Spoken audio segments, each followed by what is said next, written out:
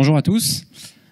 Je vous propose de commencer. Donc on va parler de Magento 2. J'ai cru comprendre pendant le salon qu'il y avait pas mal d'attentes sur cette version-là. Ça en parlait déjà pas mal ce matin. Le titre de cette conférence, ça va être le suivant: Is to migrate or not to migrate the right question. Alors pour la petite histoire, à l'origine, en fait, j'avais proposé parmi les sujets de présentation de ce Magento un sujet sur les performances Magento, donc la gestion du cache, la gestion des index, des problématiques assez courantes sur Magento 1. J'avais proposé en premier sujet sur Magento 2 tout simplement to migrate or not to migrate. Et finalement, à la réflexion, en ayant un petit peu creusé le sujet pendant cette présentation, je me suis dit que le présenter comme ça, c'était pas forcément le bon axe, et je me suis permis de légèrement le retoucher, et c'est désormais plus une interrogation qu'une affirmation. Je vais me présenter rapidement. Je suis Gabriel Bouatous, je suis expert Magento au sein de l'e-commerce Academy. L'e-commerce Academy, c'est une société de conseil, d'audit et de formation e-commerce, notamment sur la plateforme Magento. On existe maintenant depuis 2009 et les experts qui travaillent au sein de l'Académie ont contribué à la formation de plus de 1000 professionnels sur cette plateforme, que ce soit des développeurs, des intégrateurs, des chefs de projet, des utilisateurs finaux, en France et dans le monde. Personnellement, je travaille sur Magento depuis 2007. C'était à l'époque la version bêta 1 0.6. Et au quotidien, je suis plus particulièrement spécialisé sur la réalisation d'audits Magento, donc notamment sur des problématiques de performance, de qualité, de migration. Ça tombe bien parce qu'on va justement parler potentiellement de migration vers la version 2 en fin de présentation. Sur la formation et le coaching d'équipe projet, et également sur le conseil aux DSI de certaines sociétés qui utilisent Magento, que ce soit la version CO ou la version Enterprise, pour les DSI qui mettent en place des équipes qui gèrent directement les projets e-commerce au sein des sociétés, sans passer par des intégrateurs. Et au niveau e-commerce, j'ai également la chance de travailler en tant que DSI dans une société qui s'appelle Linéa Chic, qui commercialise des bijoux de marque et de créateurs par le biais de Magento depuis quelques années. Alors, le plan de la présentation que je vous propose va se passer en fait en 4 axes. On va commencer déjà par un rapide historique et une remise en situation du contexte dans lequel Magento 1 est sorti à l'époque, pour ceux qui seraient nouveaux sur la plateforme et qui ne le sauraient pas. Ensuite, je répondrai quand même rapidement à la question du pourquoi, du comment est-ce que finalement Magento 2, on en parle depuis si longtemps et on n'en voit toujours pas les résultats concrets, en tout cas de manière publique. Vous verrez qu'il y a des vraies raisons derrière ça. Il y a beaucoup d'hypothèses qui ont été émises ici et là par rapport à pourquoi est-ce que ça prend tant de temps. J'ai même vu encore aujourd'hui sur Twitter des gens qui comparaient Magento 2 à OS Commerce 3 ou à des jeux vidéo qui ont été annoncés pendant des années et qui ne sont jamais sortis. Et finalement, vous verrez qu'il y a des raisons qui sont vraiment bien plus concrètes que ça, et je vais vous en présenter certaines. En tout cas, les principales. Ensuite, on rentrera dans le vif du sujet. Donc, on parlera finalement des nouveautés principales qu'on peut aujourd'hui constater sur la version en cours de développement de Magento 2, et en quoi est-ce que potentiellement ça apporte des solutions ou non par rapport aux problèmes que vous pourriez avoir si vous êtes sur une version 1X aujourd'hui. Enfin, si vous êtes sur Magento, vous êtes forcément sur une 1X aujourd'hui. Et on conclura par une petite roadmap de là où en est Magento 2 et là où est-ce que ça va se diriger, et un petit bilan avec quelques hypothèses et quelques points qu'on pourrait retenir de tout ça. Alors, avant Magento, certainement parmi vous ont connu une solution qui s'appelait OS Commerce. OS Commerce, c'était une solution qui, comme Magento était open source, comme Magento était en PHP, et comme Magento était gratuite pour sa version libre.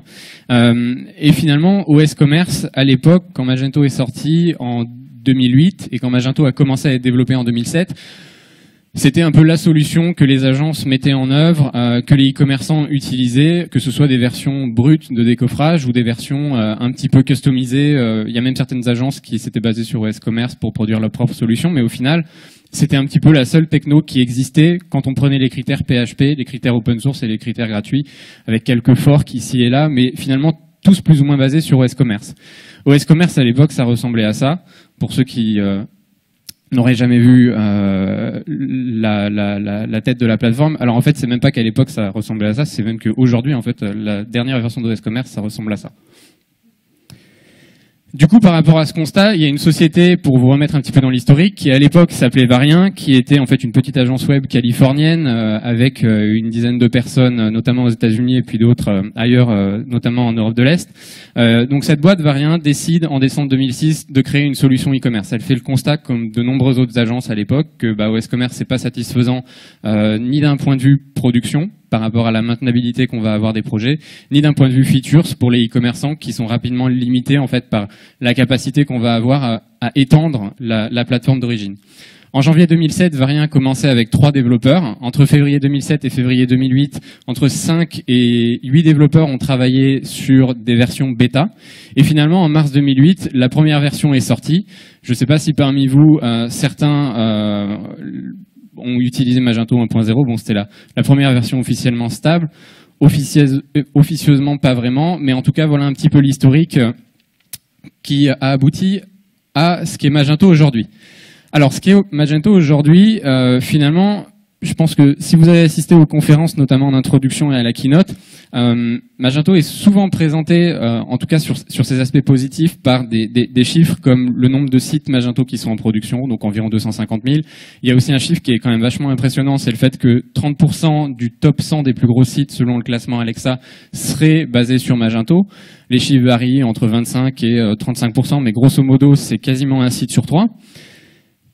Il y a aussi un chiffre qui est intéressant, c'est le nombre de modules qui ont été générés finalement par cet écosystème d'agences et de développeurs et de marchands autour de Magento, puisque aujourd'hui, si vous regardez sur la plateforme principale de distribution de modules Magento, on est à déjà 6000 modules. Il y a un autre aspect qu'on peut voir aussi par rapport à l'âge de la plateforme, c'est donc le fait qu'elle est en développement depuis 7 ans maintenant. Et alors, il y a un schéma qui est assez intéressant pour les plus techniques d'entre vous. Si vous regardez en fait sur un Magento 1X, si vous générez en fait un schéma, donc ça c'est fait avec GraphViz, qui est un outil que vous pouvez trouver sur Internet. En fait, vous prenez la dépendance entre tous les modules Magento et les dépendances transverses. Au final, vous allez aboutir à ça. Alors, c'est un petit peu vulgarisé comme manière d'illustrer potentiellement la complexité de la plateforme. Il y a tout un tas d'autres métriques pertinentes qu'on pourrait prendre, mais visuellement, ça donne quand même quelque chose d'assez intéressant. Et en tout cas, l'idée de Magento 2, c'est d'éviter d'avoir quelque chose qui, au final, ressemblera à ça. Alors, pourquoi une si longue attente? Parmi vous, d'abord, j'aimerais savoir qui utilise Magento aujourd'hui, de près ou de loin. Ok, ça c'est intéressant parce que sur les Magento précédents, on pouvait avoir jusqu'à la moitié des personnes présentes qui étaient plus là par curiosité par rapport à ce que pourrait être Magento. Je pense qu'aujourd'hui on peut dire que quasiment tout le monde parmi vous, en fait, vous avez déjà une plateforme 1.x ou vous êtes chez une agence ou vous êtes développeur indépendant et vous utilisez Magento 1.x. Et donc certainement vous avez entendu parler de Magento 2 depuis longtemps. Alors parmi vous, qui a entendu parler de Magento depuis plus de 3 ans, de Magento 2 depuis plus de 3 ans? Ça fait quand même un bon tiers. Alors, pourquoi est-ce que Magento 2, on en parle depuis aussi longtemps? En fait, pour rappel, Magento 2 a été annoncé la première fois il y a 4 ans. C'était quasiment jour pour jour.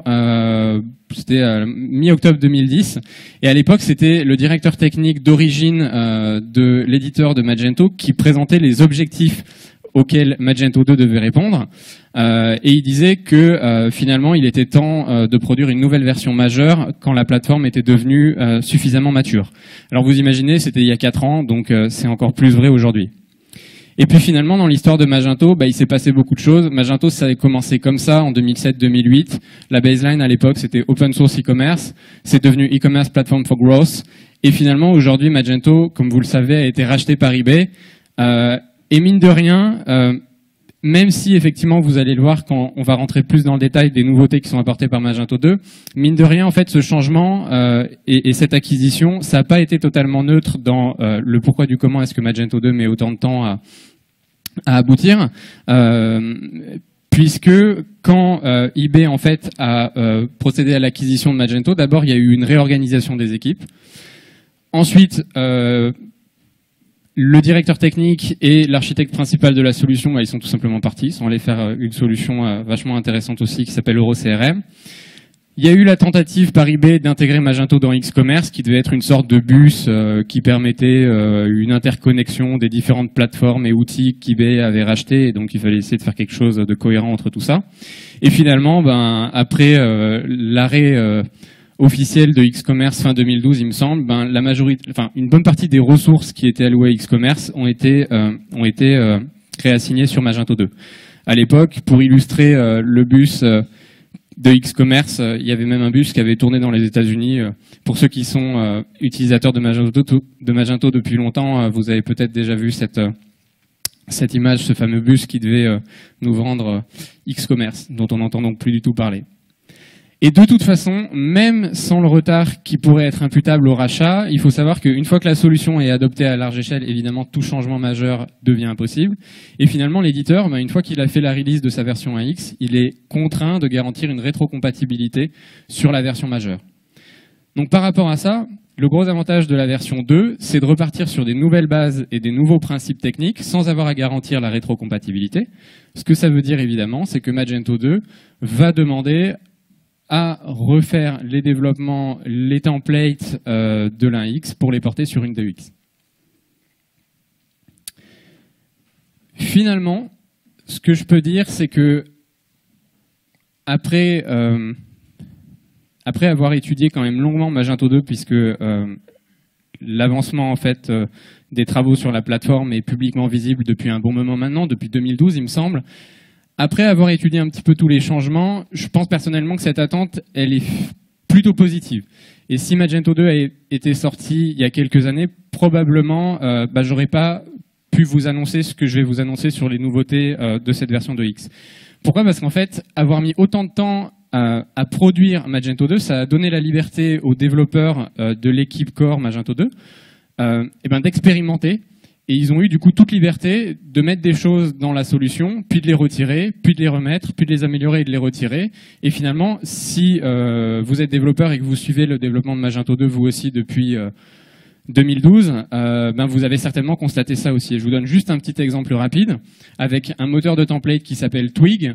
Ça a fait beaucoup de buzz il y a 1 an et demi, quelque chose comme ça, puisque ça avait été mis en place dans la release 44, ça a été amélioré dans la release 45, et puis finalement courant 2013, ça a été purement et simplement supprimé. Voilà, c'était une expérimentation que les développeurs ils ont mis en place. Ils se sont dit, tiens, est-ce que potentiellement ça va simplifier le travail des équipes projet quand elles vont produire des projets Magento, d'avoir Twig nativement dans Magento 2.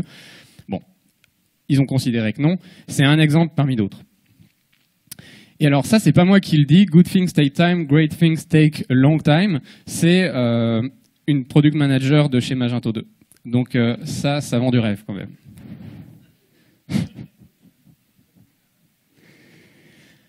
Alors, on va commencer par voir maintenant quels sont les principaux changements dans Magento 2. On va rentrer dans le vif du sujet. Certainement parmi vous, je pense que les attentes principales que vous pourriez avoir concernent les performances.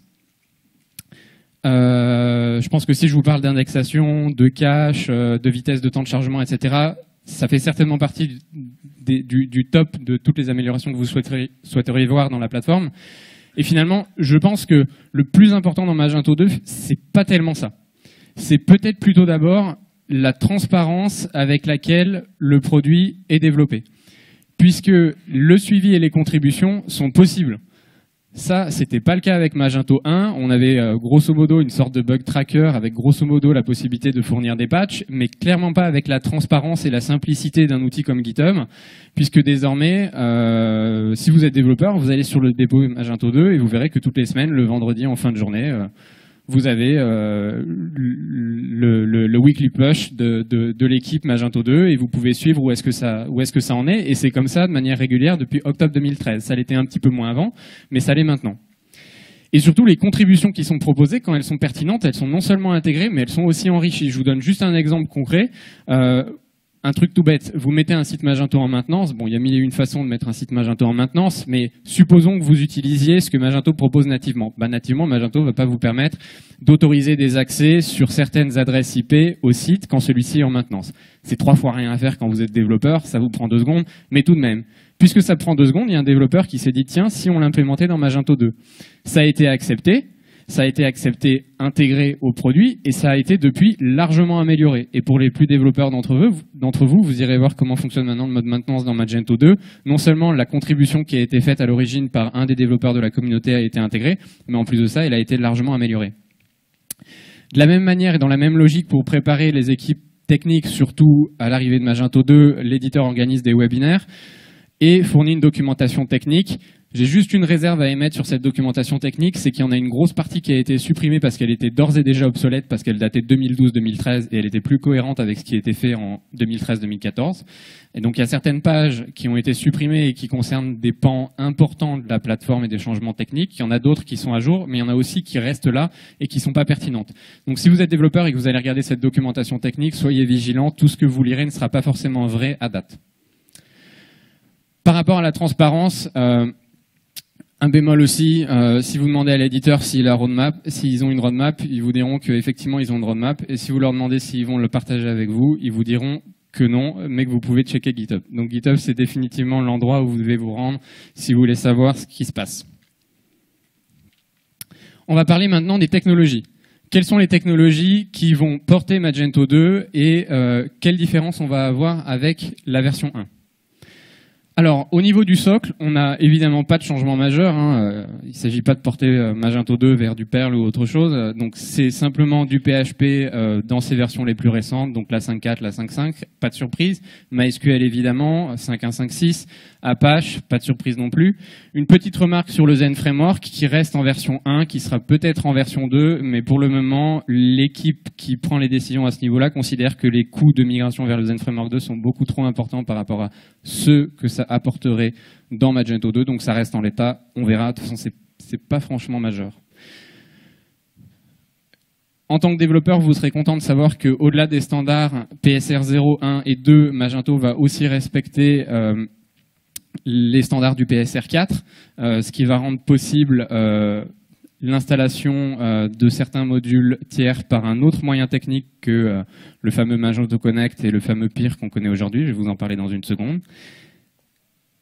Nativement, Magento 2 va introduire une dépendance sur PHP Unit et désormais, les setups de modules, de thèmes et de langues seront gérés par le biais de Composer, qui est un gestionnaire de dépendance PHP qui a peu à peu supplanté ces dernières années PIR, qui est ce que Magento 1 utilisait à l'époque et qui en fait à l'époque était un très bon choix, mais c'est juste que Composer clairement a pris le dessus. Donc là aussi pour les développeurs dans la salle, ça devrait vous faire plaisir si vous êtes familier avec cet outil-là. Et alors après, il y a un truc assez hype en ce moment qui s'appelle Docker et Magento 2, en fait, si vous allez sur le Docker Hub, je vais pas vous expliquer de quoi il s'agit, mais pour ceux qui connaissent Docker, si vous allez sur le Docker Hub, vous verrez qu'il y a des releases de Magento 2 qui sont disponibles avec donc des virtualisations prêtes à l'emploi. Le plus gros changement dans tout ça, je pense que c'est surtout PHP Unit et on verra dans les prochains slides le pourquoi du comment, est-ce que c'est vraiment un changement majeur. Alors côté client, Magento 2 va évidemment fournir par défaut un template responsive dans la lignée de ce qui est fait dans les versions 1X les plus récentes. Alors la petite différence, c'est que du coup c'est un responsive un peu différent parce qu'il est fait avec l'approche dite mobile first. Donc au niveau de la structure HTML, du coup, c'est pas tout à fait la même chose. Ce thème est nativement basé sur HTML5 et CSS3, bien entendu. Et comme vous le savez peut-être déjà, parce que ça a été beaucoup annoncé, jQuery va devenir le framework natif à la fois pour...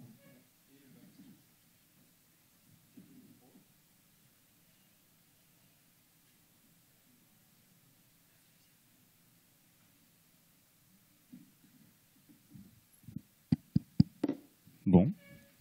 Donc, comme je le disais, jQuery devient le framework JavaScript natif, ce qui est plutôt cool parce que du coup, ça devrait, à minima, éviter d'alourdir les pages avec à chaque fois Prototype et jQuery qui sont chargés en double sur la plupart des sites Magento. Donc, c'est toujours ça de prix. Toujours dans une optique d'optimisation des performances, puisqu'on parle de responsive, donc il faut éviter de charger sur du mobile des milliers de composants de la version desktop. Magento 2 va implémenter nativement Require.js qui permet de faire de la gestion de dépendance entre fichiers JavaScript et donc d'avoir des chargements fins par rapport aux besoins réels des pages par rapport à ces composants JavaScript. Concrètement, ça va permettre d'éviter de charger 50 JavaScript quand on n'en a besoin que de 2. Less, de la même manière, le langage CSS dynamique est implémenté en natif. Il y aura toujours la possibilité d'utiliser Sass pour les intégrateurs qui se poseraient la question. Ça devrait, là aussi, par cette disponibilité native, encourager l'adoption de ce langage CSS. C'est déjà possible sur les versions 1X, mais en tout cas, là, du coup, ce sera sur du natif. Les performances, maintenant. Alors, les performances, c'est la grosse question que tout le monde se pose avec Magento 1X. D'ailleurs, rien qu'aujourd'hui, la moitié des conférences et des ateliers, en fait, ça parlait de performance. Et par rapport à ça, Magento 2 va, en natif, apporter un certain nombre d'améliorations par rapport à Magento 1. D'abord, le full page cache en natif est implémenté dans la version communautaire. Ce qui veut dire que pour des versions communautaires, il est plus nécessaire d'implémenter du full page cache dans le cadre du projet, puisque la version native en disposera dès l'origine, que ce soit du full page cache interne avec différents backends de stockage, que ce soit Redis, le file system ou autre chose, et avec du full page cache externe par le biais de Varnish notamment. Donc ces deux technologies vont être nativement supportées. La gestion de cache public par rapport à la gestion de cache privée est assurée, que ce soit pour le full page cache interne comme pour le full page cache externe. Donc pour le FPC interne, c'est un système d'appel AJAX. Pour le FPC externe avec Varnish, c'est simplement les ESI. L'idée, c'est à partir de ces deux mécanismes-là de pouvoir finalement délivrer le plus haut pourcentage de pages possible par le biais du FPC, même pour les visiteurs qui ont une session active, qui sont logués, qui ont des choses dans leur panier, etc., etc. La logique d'invalidation du cache est relativement fine aussi dans Magento 2 par rapport à ces FPC. Par contre, pour le moment, les principaux soucis de gestion du cache qui sont liés aux multiples tags dans le layout Magento ne sont pas corrigés. Ça fera l'objet d'un pull request dans les prochains jours de ma part. Donc techniquement, en termes de performance, je suis désolé de vous l'annoncer, mais en termes de gestion du cache, à part le fait que la version 2.x va permettre d'encourager l'adoption du full page cache en standard, il n'y a pas de changement majeur sur cette gestion du cache, puisque finalement tout ça c'est des choses qui sont faites depuis des années sur la 1X. Voilà. Après, le fait que ce soit en natif, ça devrait limiter un petit peu les coûts d'implémentation de ces choses-là, mais à mon avis ce ne sera pas un gain majeur. Si vous manipulez le back-end de Magento régulièrement et que vous y sauvegardez des produits, vous avez certainement remarqué que les sauvegardes peuvent être lentes. Sur des mesures qu'on a réalisées, on pouvait constater jusqu'à 3/4 des temps d'exécution qui sont liés à la réindexation. Et donc, qu'apporte Magento 2 par rapport à ça? Par rapport à la réindexation, de la même manière que le full page cache de la version Enterprise passe en version communautaire nativement dans Magento 2, eh bien, les nouveaux index qui ont été implémentés dans l'Enterprise 1.13 il y a quelques mois deviennent natifs en version communautaire. En plus de passer de la version Enterprise vers la version CE, ils font l'objet d'un refactoring. Alors, ils sont refactorisés tous les 3 mois, ces index, mais bon. Là, pour le coup, sur des mesures rapides en local, sur les index de stock et du RL Rewrite, j'ai mesuré entre 20 et 40% d'amélioration par rapport à une Enterprise 1.13. C'est pas des mesures sur lesquelles je vais m'engager parce qu'elles ont été faites sur des volumes produits pas énormes, 100 000 SKU avec que des produits simples. Mais en tout cas, de prime abord, ça a l'air effectivement un petit peu plus rapide. L'indexation partielle devient native. Ce que ça signifie aussi, c'est que l'indexation manuelle, elle est remplacée par une indexation asynchrone ou à la sauvegarde. Donc concrètement, la modification des produits, puis derrière le réindex all dans votre back-office, c'est terminé. Soit c'est de l'asynchrone, soit c'est de l'indexation à la sauvegarde. Et puisqu'on parle d'index, ce que je peux vous dire aussi, c'est qu'à date, il n'y a toujours pas de plan d'alternative sérieux à EAV. EAV n'est pas considéré comme un problème du tout pour la core team de Magento 2, c'est juste considéré comme une feature pour laquelle on corrige les problèmes potentiels de performance par l'indexation. Donc l'idée, c'est plutôt manifestement d'améliorer ces processus de réindexation plutôt que de s'attaquer à un modèle alternatif à EAV. Après, globalement, sur les gros Magento en 1X qui nécessitent de ne pas passer par EAV, les solutions techniques, que ce soit avec du Solar pour la recherche ou du NoSQL pour les facettes ou ce genre de trucs, ont été là aussi apportées par la plupart des intégrateurs et par la plupart des développeurs, donc à voir. Donc finalement, sur la gestion des index, ce qu'on peut dire, c'est que tout ça, c'était déjà possible en 1X, mais que là aussi, l'implémentation en 2.x devrait limiter le coût spécifique de la mise en place de tous ces trucs. Toujours par rapport aux performances, Magento 2 va embarquer nativement un Performance Toolkit. Alors concrètement, c'est une suite de générateurs qui va permettre de simuler sur un Magento des volumes, donc un certain volume de commandes, un certain volume de produits, un certain volume de clients.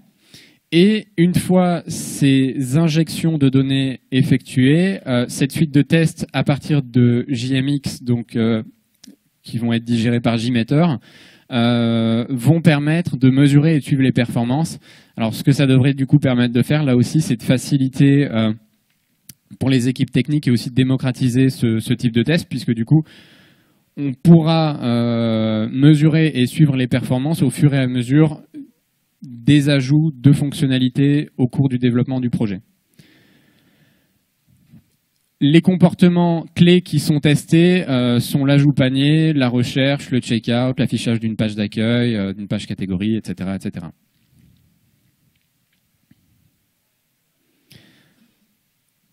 On va parler maintenant de personnalisation. Alors pour ceux qui ont déjà travaillé avec OS Commerce, dont je parlais tout à l'heure, clairement, je pense qu'on peut dire que Magento 1 est modulaire, mais finalement, par rapport à tous les changements techniques qui ont eu lieu ces dernières années, notamment dans le domaine du PHP,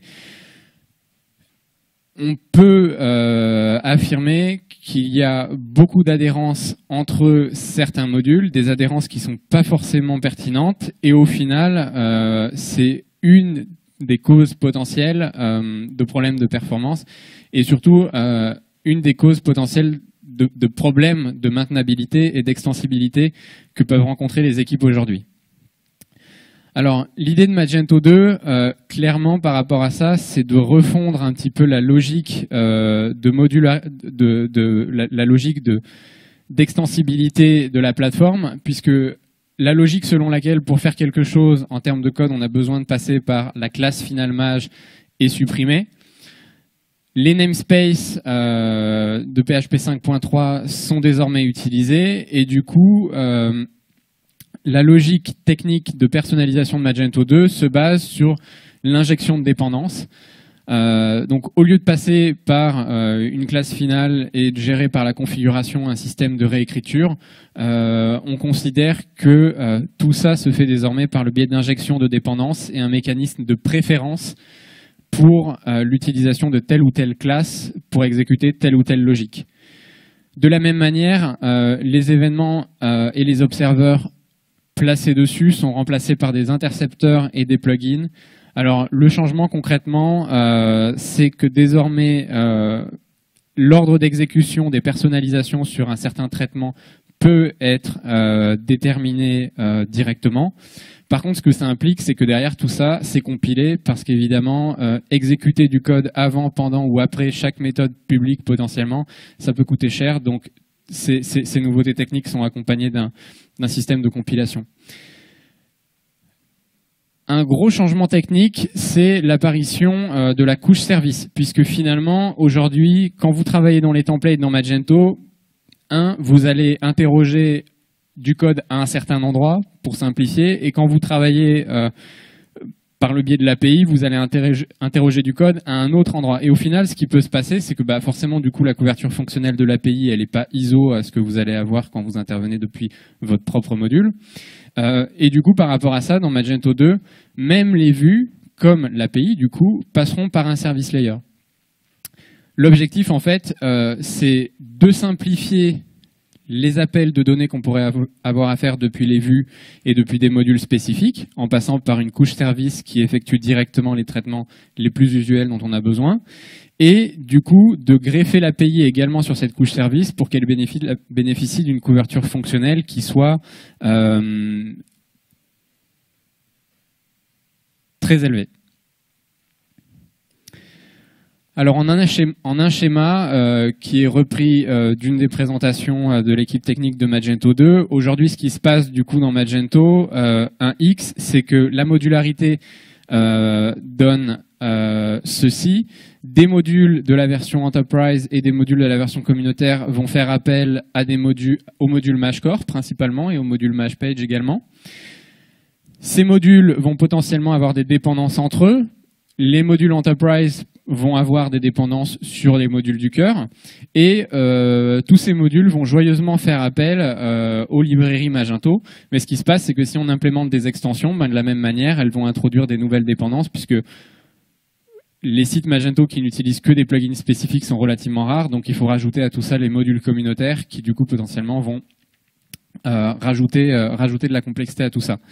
Dans Magento 2, en fait, tout ce qui était dans MashCore et MashPage sort pour passer dans le Magento Framework, qui est désormais responsable d'un certain nombre de traitements, la génération des vues, la gestion de la configuration. Et finalement, la mise en place de ce framework Magento permet aux modules de travailler entre eux sans avoir au sein de l'application un module MashCore un petit peu au centre du jeu avec toute l'introduction de dépendance que ça implique entre les différents modules. Alors, sans donner des exemples de code, pour illustrer ça concrètement, ce que ça implique aussi, c'est que du coup dans Magento 2, l'idée c'est d'éclater quand c'est pertinent la modularité presque à son maximum, puisque par exemple le module catalogue aujourd'hui, vous savez qu'il gère les produits simples, les produits virtuels, les produits configurables, mais il ne gère pas les produits groupés, les produits bundle, et il ne gère pas les produits téléchargeables. Dans Magento 2, non seulement il ne va pas gérer les modules téléchargeables et les bundles, mais en plus de ça, les produits groupés sont sortis pour constituer un module à part entière, les produits configurables de même. Les produits virtuels et les produits simples restent dans le module catalogue. Et la logique de navigation par filtre est également sortie de ce module-là. Dans la même idée, le module checkout aujourd'hui englobe à la fois la fonctionnalité de multi-shipping et de checkout agreement. Dans Magento 2, ces deux fonctionnalités-là sont sorties du périmètre du module de checkout pour devenir des composants à part entière. Alors il y a beaucoup d'autres fonctionnalités, surtout il y a beaucoup d'autres changements techniques qu'on pourrait exposer, des choses plutôt utiles au demeurant. La gestion des prix a été largement refactorisée. La gestion des données qui s'affichent dans les grilles du back-office est désormais majoritairement pilotée par le biais des fichiers de layout. L'idée c'est d'éviter au module communautaire de devoir réécrire des classes qui gèrent ces grilles de données et de leur offrir la possibilité de passer désormais par le layout. Les vues sont rapatriées dans les modules, le code obsolète évidemment est supprimé, donc tout le code qui était dans Magento 1X et qui servait à faire de la rétrocompatibilité depuis le 1.0 est remis d'aplomb.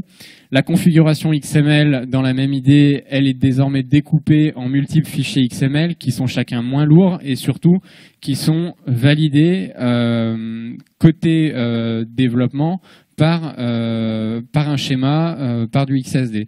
Donc concrètement, ça pour le coup, ça devrait permettre aux développeurs et aux intégrateurs qui démarrent sur Magento de commettre des fautes qui seront plus rapidement identifiées et identifiables. Et donc ça devrait permettre un léger gain de productivité par rapport à ça. Et aussi, ça offre quelque chose de beaucoup plus clair visuellement quand on travaille dessus.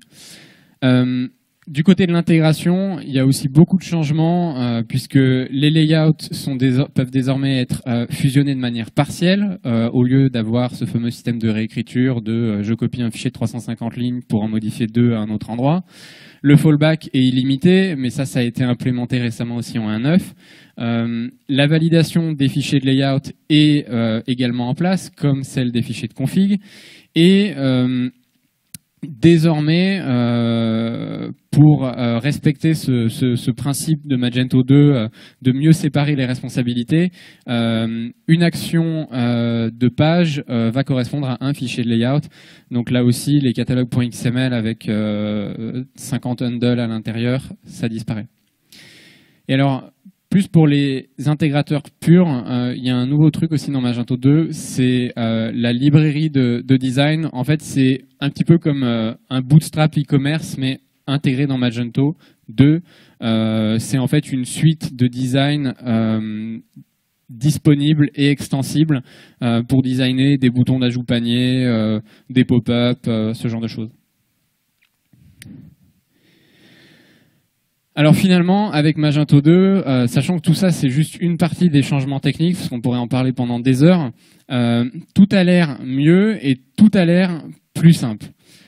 Par contre, j'ai une petite réserve par rapport à ça, c'est que il est probable que les développeurs qui passeront sur Magento 2 rencontrent la notion de namespace pour la première fois. Pour une partie d'entre eux, ce sera le cas. Donc il faudra être vigilant sur ça. Les concepts techniques qui sont dans la version 2 sont pas franchement les mêmes que ceux de la version 1. Donc la notion d'injection de dépendance aussi, c'est quelque chose sur quoi il faudra travailler un peu. Et finalement, les concepts qui sont dans la version 2 sont pas forcément super récents pour PHP dans son ensemble. Peut-être pour d'autres langages, mais peut-être un petit peu moins pour PHP. Il y a un risque aussi potentiellement avec le fait d'éclater comme ça les modules, c'est d'arriver à une surmodularité, puisque rien que sur la version 2X, du coup, le volume de modules et donc le volume global de configuration augmente, même si la responsabilité de chaque composant est moindre. On va parler maintenant de sécurité. Alors, comme d'habitude, avec Magento 1, soit on déploie nativement un Magento et à partir de là, on s'assure que les mécanismes de sécurité qui sont dans Magento 1 font leur job, soit on le fait pas. Et le problème avec Magento 1 et sa structure, son arborescence, c'est qu'elle expose publiquement des répertoires qui n'ont pas à être exposés publiquement. Et du coup, si on manque de vigilance, pour d'autres raisons, on peut rapidement exposer des répertoires qui sont sensibles. Alors, bon, ça c'est l'exemple d'un site Magento, par exemple, qui exposait son répertoire var. Donc on avait accès aux logs, on avait accès aux rapports d'erreur, on avait accès aux exports de clients, vous voyez les fichiers CSV Magento Users. Et alors plus amusant, on avait accès aussi à des PDF pour visiter, enfin pour bénéficier des services qui étaient achetés sur le dit site. Donc potentiellement, pas un très bon point en termes de sécurité. Et puis tout à l'heure, NBS en parlait justement, que ça c'était aussi un petit peu la poule aux œufs d'or pour des hackers, parce que dans les fichiers de user, on a quand même des informations assez intéressantes. Alors, c'est pas spécifiquement lié à Magento 1, ce type de problème, c'est surtout un problème de déploiement, un problème de configuration. Mais dans tous les cas, Magento 2 va de base présenter une structure renforcée, puisque le répertoire public sera exposé, mais pas les autres. C'est-à-dire que les répertoires sensibles var et app seront hors du répertoire public. Si vous avez des sites Magento en prod, vérifiez au passage vos répertoires var log, var backup, comme je viens de le montrer, ça peut pas faire de mal. Éventuellement d'autres répertoires comme app, sait-on jamais que le app.etc local.xml soit publiquement exposé. Enfin, en termes de développement, l'engagement de l'équipe qui produit Magento 2, c'est de suivre le top 10 des bonnes pratiques au WASP. Donc là aussi, si vous êtes développeur, vous pourrez vous renseigner un petit peu plus sur ce dont il s'agit, mais globalement, ça va dans le sens de plus de sécurité dans Magento 2. Alors après avoir parlé de la transparence, de la capacité de personnaliser la plateforme, de la sécurité, des performances évidemment, on va parler maintenant de qualité.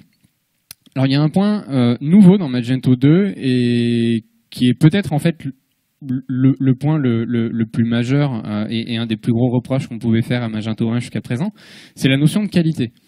Puisque finalement aujourd'hui il y a certains intégrateurs qui développent leur Magento 1X et des e-commerçants avec des équipes projets qui développent leur Magento 1X avec des tests. Mais de base, Magento n'est pas testable. Magento n'est pas une plateforme qui est faite pour être testée de manière unitaire et de manière automatisée. Alors, ça se fait. Au niveau communautaire, évidemment, les initiatives en termes de développement ont été menées pour que ça devienne le cas. Mais vraiment, le plus gros reproche en fait qu'on peut faire à Magento 1 à ce niveau-là, c'est que finalement, puisque c'est pas testable de base, ben pourquoi le tester voilà. Alors Magento 2 prend l'approche dans le sens inverse. En fait, tous les changements techniques que j'ai présentés tout à l'heure sont surtout là pour introduire cette suite de tests automatisés. Concrètement, de base, en tant que développeur, dans le répertoire dev de votre Magento 2, vous aurez accès à une suite de tests qui va permettre de valider de manière unitaire le bon fonctionnement du code, qui va valider également le bon fonctionnement du produit par des tests d'intégration, automatisés également, qui va valider la bonne qualité et la bonne conformité du code par le biais de tests statiques. Je vous en parlais tout à l'heure, des tests de performance sont aussi disponibles et particularité là du fait que certaines plateformes vont migrer de la 1X vers la 2X, il y a également des tests qu'on pourrait qualifier des tests d'obsolescence qui vont s'assurer que le code qui se retrouve dans le projet Magento 2 n'est pas lié à Magento 1 pour pouvoir faire du ménage justement par rapport à cet ancien code qu'on pourrait déployer sur une version 2. Donc finalement, c'est peut-être ça la vraie nouveauté de Magento 2, la présence de tests automatisés. Et si on compare Magento à d'autres solutions qui nativement justement ont un positionnement aussi assez enterprise, la plupart en fait de ces solutions-là, aussi dans leur argumentaire commercial, il y a le fait d'être nativement testable et d'être nativement testé. Je pense notamment à la solution Oxide qui de base est fournie avec ses tests unitaires un peu comme une évidence. Là pour le coup, Magento 2 va permettre ça. Il y a peut-être aussi certaines pratiques de réalisation de projets du coup, qui vont être encouragées par Magento 2. Je ne sais pas, on verra. En tout cas, le fait d'avoir ça de base dans la plateforme devrait encourager ces méthodes de production de projets. On va parler maintenant des fonctionnalités.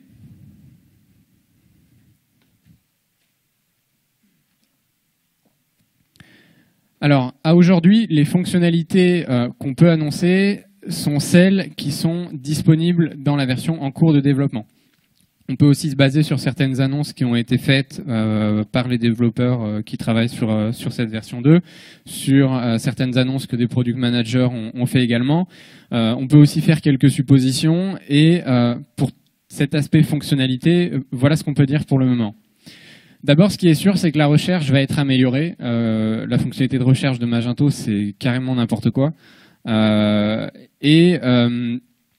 Il y a d'ores et déjà dans Magento 2 eu un refactoring majeur en fait de cette logique de recherche, notamment par la pondération des attributs, c'est-à-dire la possibilité en fait de ne pas se baser sur la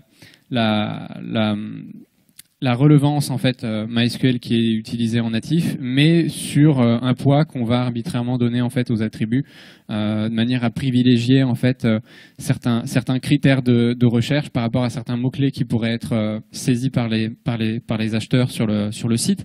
Donc ça c'est quelque chose qui est déjà en place. Alors c'est pas évident à tester puisqu'il faudrait des catalogues produits représentatifs et faire des requêtes, mais à voir. Si vous récupérez Magento 2, vous pourrez le tester. Google AdWords ça a été implémenté pour faire du suivi de conversion, ça c'est vraiment pour dire de mettre des nouveautés parce que c'est vraiment pas grand chose. Et en fait c'est tout pour le moment, ou presque, puisque clairement, je pense que vous l'aurez compris, là Magento 2 jusqu'à présent a été dans une optique de mettre en place des bases techniques qui vont permettre de faire des features, qui vont permettre donc de mettre en place des nouvelles fonctionnalités, et qui vont permettre d'avoir une plateforme plus facilement extensible, plus facilement maintenable et aussi testable et nativement testée comme je viens de vous l'exposer. Alors, il y a quelques fonctionnalités néanmoins qui ont été annoncées. Bon, pas franchement des trucs majeurs, la possibilité d'éditer son design directement depuis back-office, un peu comme c'était fait dans Magento Go. D'ailleurs, c'est quelque chose qui a été porté depuis Magento Go. a disparu aussi aujourd'hui. Ça a été mis en place, ça a été retiré, c'est clairement pas prioritaire dans la stratégie Magento 2, je pense que pour vous non plus c'est pas prioritaire. L'éditeur de template, ça pour le coup c'est quelque chose qui pourrait être intéressant parce qu'en fait c'est un mécanisme qui va permettre d'exporter le design page par page, de le faire intégrer et ensuite de le réinjecter dans Magento, ce qui permet potentiellement à un intégrateur graphique d'éviter de devoir manipuler des fichiers de design qui sont spécifiques à la logique Magento. Et donc potentiellement éviter de faire n'importe quoi dans les templates. Et derrière, de les réimporter. Alors, il y a eu à l'époque quelques informations là-dessus, mais elles ont disparu depuis, donc je ne saurais pas vous donner plus de détails, mais en tout cas, c'est quelque chose qui potentiellement pourrait être implémenté. Un truc qui est sûr, parce que là, pour le coup, ça a été annoncé à moult reprises, c'est la possibilité de faire des mises à jour de manière plus sûre. Ce qui a été évoqué aussi, c'est un mécanisme dans lequel en fait on pourrait tester une migration, donc par exemple d'une 2.0 vers une 2.1 sur une certaine base, et avoir une logique de rollback qui nous permette du coup de revenir en arrière s'il y a un souci technique ou un souci dans la recette. On verra.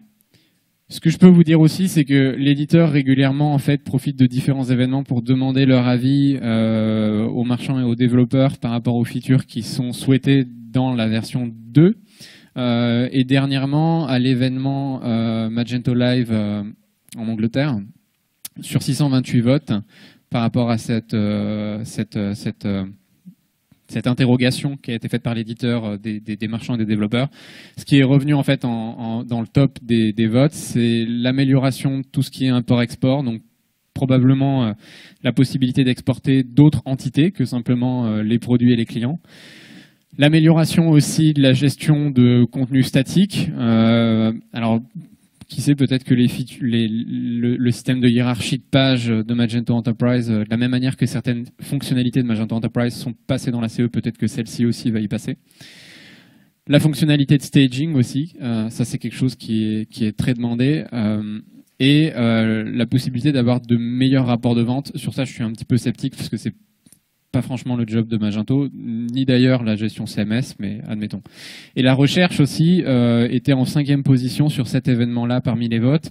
Et là, pour le coup, on peut clairement dire, parce que c'est d'ores et déjà le cas dans le code disponible là aujourd'hui, que ça va être amélioré. Après, ça ne remplacera pas des outils de recherche dédiés, mais au moins ça permettra d'avoir en natif quelque chose qui tient la route.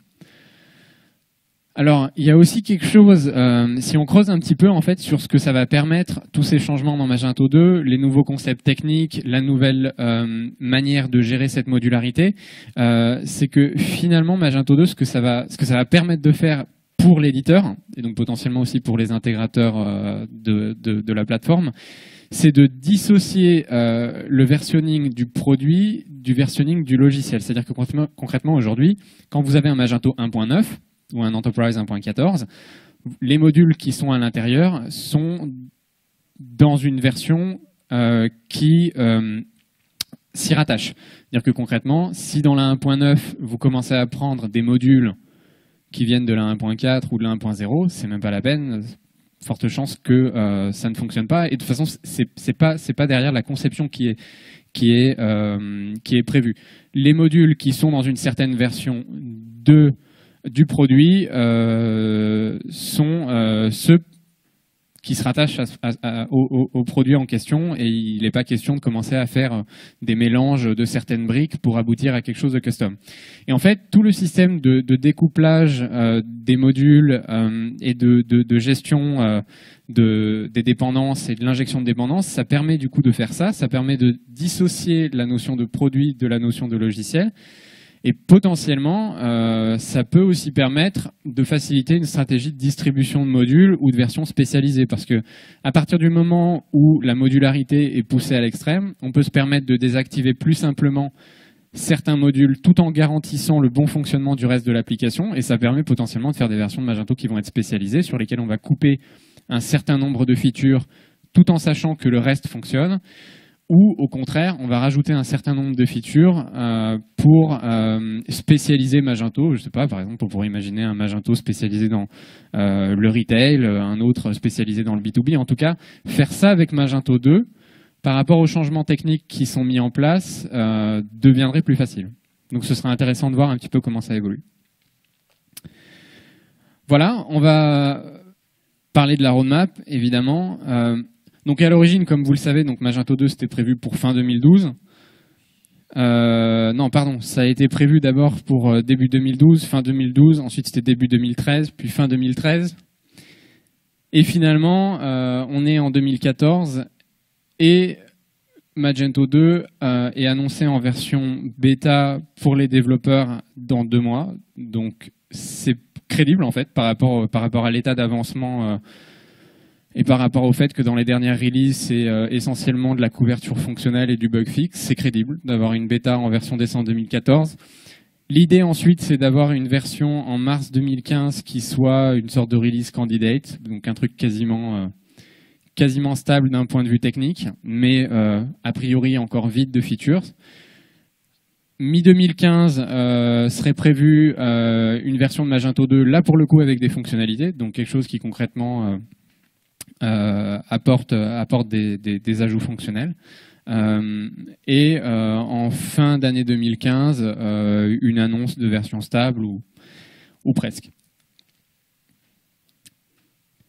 Il y a aussi un engagement que prend l'éditeur, c'est important de le mentionner, c'est que la branche 1.x va être maintenue en fait pour les clients enterprise, donc l'éditeur parle de 3 ans.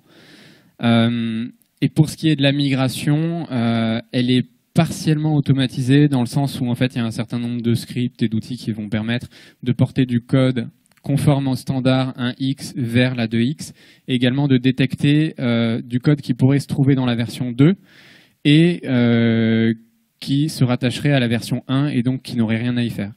Par contre, clairement, et pour l'avoir testé volontairement en prenant en fait un Magento 1 avec des modules défectueux, notamment des modules communautaires défectueux d'un point de vue des standards, si vous avez des Magento 1 avec tout un tas de modules qui ne sont pas dans les clous, vous allez passer beaucoup de temps à faire des interventions manuelles pour remettre les choses en ordre. Donc, compte tenu de la roadmap, si vous avez ce type de travaux à faire, profitez-en, vous avez encore un petit peu de temps. Voilà, il nous reste encore une dizaine de minutes, environ 5 minutes, pardon. Vous pouvez m'interroger sur Twitter ou m'envoyer un email. Cette présentation sera publiée dans les prochains jours, donc suivez-moi sur Twitter et vous pourrez la récupérer. Si vous avez des questions sur Magento 2, je serai ravi d'y répondre.